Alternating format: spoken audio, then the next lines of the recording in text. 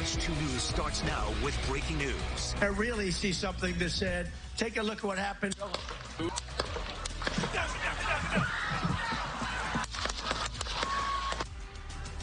Right now at 6 o'clock on Sunrise, former President Donald Trump ducking for cover after a shooter tried to assassinate him at a campaign rally in Pennsylvania. You know, that's a little bit... He's going down! That barrage of gunfire caused this panic amongst the crowd. Secret Service agents rushed the former president off the stage.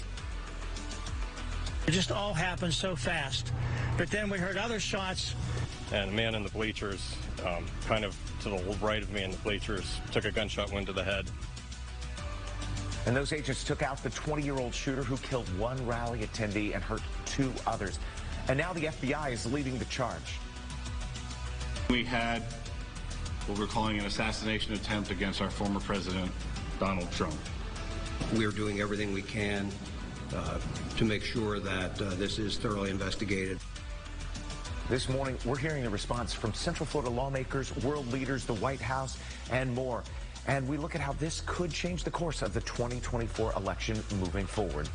We thank you for joining us for this special edition of West 2 News Sunrise on this Sunday morning. I'm Jason Guy. And I'm Christina Watkins. Former President Donald Trump is back in New Jersey this morning after getting grazed in the ear during that shooting. This video right here shows you the moment all of it happened last night. It was during his speech at a campaign rally. 1 person died and we know 2 others got hurt.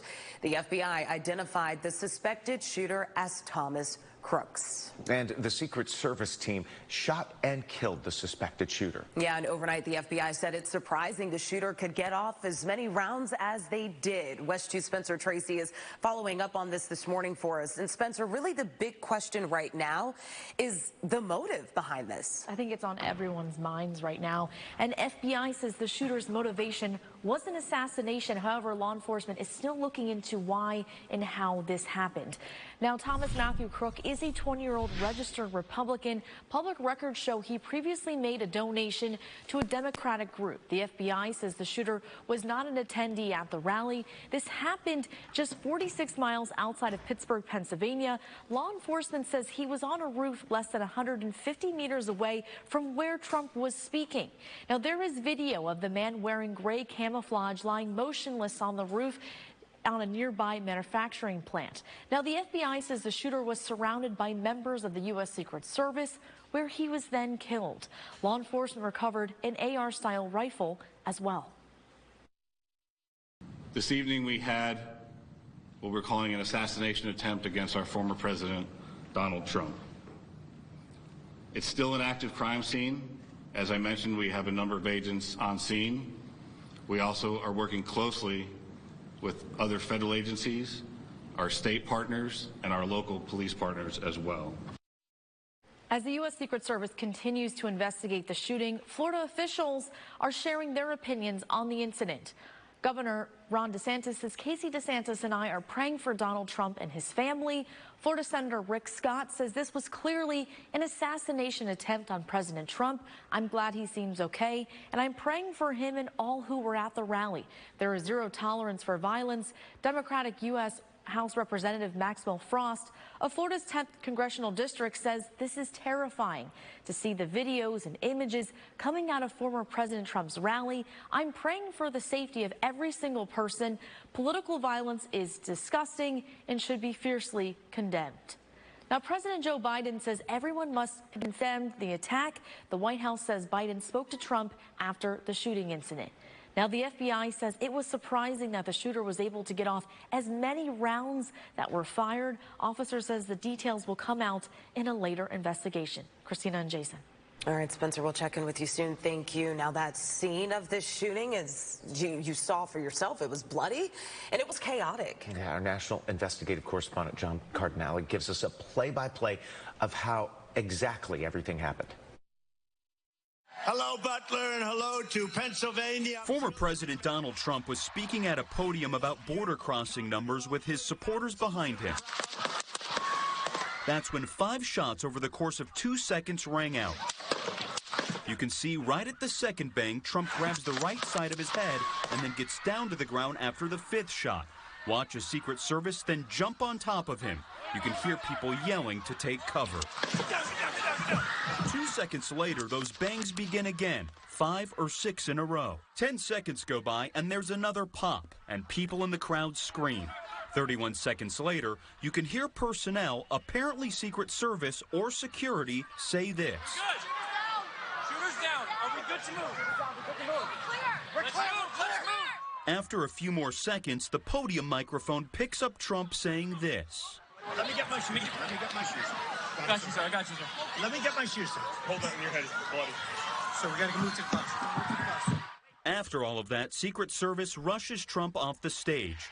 That's when we saw him give the fist pump to the crowd with blood on his face. And we hear the USA chants from his supporters.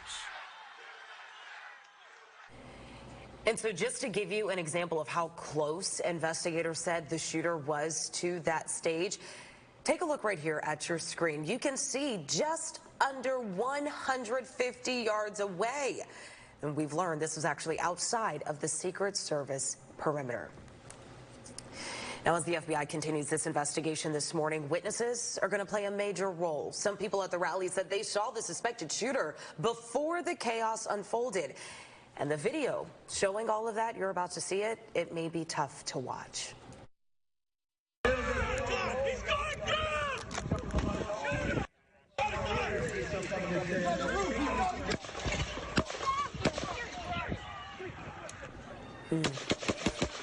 So after people started running, someone then warned another person to stay away from a building because they saw that shooter. He's on top of the roof. Don't go over there. He's on the roof, buddy.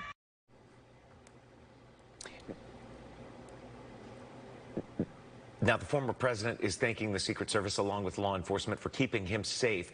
Trump is offering up condolences for the families and the victims. Trump has described his injuries in a post on Truth Social, saying, in part, I knew immediately that something was wrong in what I heard, a whizzing sound, shots, and immediately felt the bullet ripping through the skin. Much bleeding took place, so I realized then what was happening. God bless America. And we're also following the initial shock and relief following Trump's assassination attempt. Amy Lou from our Washington bureau joins us this morning with what the president and other lawmakers in our nation's capital plan to do next.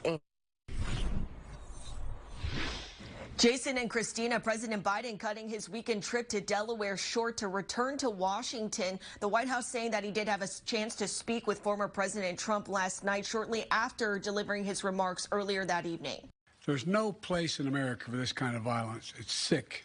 It's sick. It's one of the reasons why we have to unite this country. We cannot allow for this to be happening. We cannot be like this. We cannot condone this. The president in the emergency briefing room last night following his phone call with the former president hours after the attempt. This is new video of Trump from overnight, flanked by security, returning to New Jersey to spend the night at his private golf club. And a warning to our viewers for the following video showing what appeared to be shots grazing Trump's right ear and the ensuing chaos at his campaign rally in Pennsylvania. Now, condemnation for the attack crossing party lines as lawmakers expressed a mix of shock and relief. Senate Majority Leader Chuck Schumer writing, I am horrified by what happened at the Trump rally in Pennsylvania and relieved that former President Trump is safe. House Minority Leader Hakeem Jeffries posting, quote, my thoughts and prayers are with former President Trump. I am thankful for the decisive law enforcement response. And reaction from Republicans, Senate Minority Leader Mitch McConnell saying all Americans are grateful that President Trump appears to be fine after a despicable attack on a peaceful rally. And from House Speaker Mike Johnson saying the House will conduct a full investigation of the tragic events today. The American people deserve to know the truth.